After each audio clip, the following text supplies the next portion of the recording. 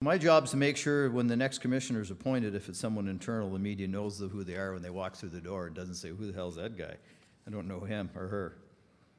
When things go bad, and they will, I want the media to see me front and center. I want our people to see their boss up front and speaking on their behalf. And the community needs to see the leader of the organization, particularly, I think, when things are bad.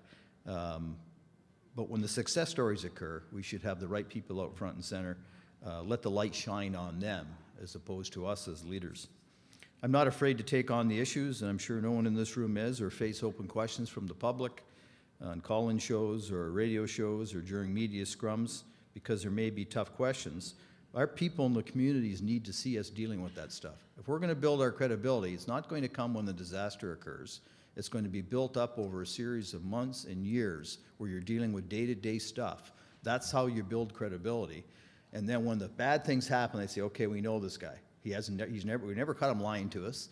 He always calls a spade a spade. He's not afraid to tell us the truth. He's not afraid to admit when they do something wrong, or she. I shouldn't keep using the word he, obviously. And then when things really go bad, there's at least that element of trust that's already been established. Preparing as much as possible about brewing topics and hot issues that might arise prior to a media interview or a call-in show or whatever is very important. And then you just have to let the cards fall. And often when I speak to the media in the Toronto area, they want to ask me about things that are going on in Toronto. I'm not the chief of the Toronto Police. I've got enough problems. I'm not the chief of Peel Regional Police or Durham or whatever, but they want to draw me into that fray. And I always take the high road, say they handled it, they did a fantastic job, and blah, blah, blah, and I don't get into trying to obviously second-guess chief colleagues out there. And whether you agree with what occurred or not, and we all obviously will look at each other at times and wonder, you know, what was he thinking or what was she thinking, but we don't know all the facts, so I don't let myself get drawn into that. So I always take the high road.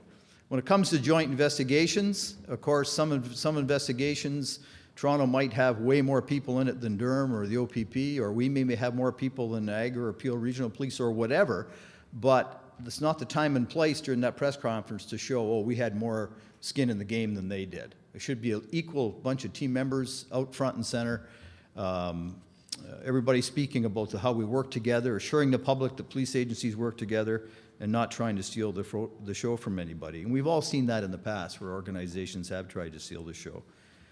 We really need to have our messages consistent, especially in a joint operation, and on larger policing issues around the province and country. We try through our police associations to try and come up with key messaging so we're saying the same thing and not contradicting one another.